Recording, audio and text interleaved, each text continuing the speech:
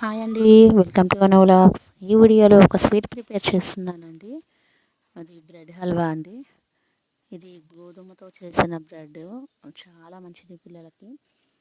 మైదాతో ఉంటుంది కదా, అది కాకుండా ఇది తీసుకొని ఒకసారి ప్రిపేర్ చేయండి, చాలా ఇష్టంగా తింటారు. ఇదిగోండి, ఇలాగా బ్రెడ్ హల్వా ప్రిపేర్ చేస్తున్నాము. చూడండి ఎంత బాగా కుదిరిందో, చాలా మంచిదండి పిల్లలకి. సో ఇది ఎలా చేయాలో ప్రాసెస్ కూడా ఒకసారి చూసేద్దాము. ఏమేమి కావాలో ఇంగ్రీడియంట్స్: బ్రెడ్ ముక్కలండి. ముందుగా వీటిని నేతిలో వేయించుకున్నాను. కాచిన పాలు, జీడిపప్పు, పంచదార, జీడిపప్పు ముక్కలు చేసుకొని మనం ముందుగా వేయించుకున్నాం కదా, ఆ బెల్లం పాకంలో వేసేసాను. బెల్లం ఆరు పంచదార, మీకు ఏది ఇష్టం ఉంటే అది వేసుకోవచ్చు. పిల్లలు ఏది ఇష్టంగా తింటారో. నేనైతే పంచదార వేసానండి.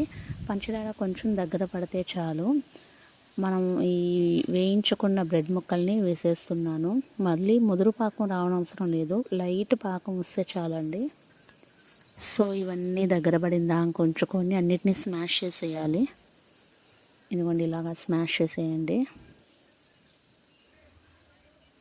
మనం కాచి చల్లార్చుకున్న పాలు ఇంకొకసారి కలపండి. మొత్తం స్ప్రెడ్ అయ్యే వరకు బాగా కలిపి కొంచెం చిక్కబడాలండి, అంటే ఆ పాలన్నీ ఇంకాలి బ్రెడ్లోకి. చాలా సింపుల్ అండి.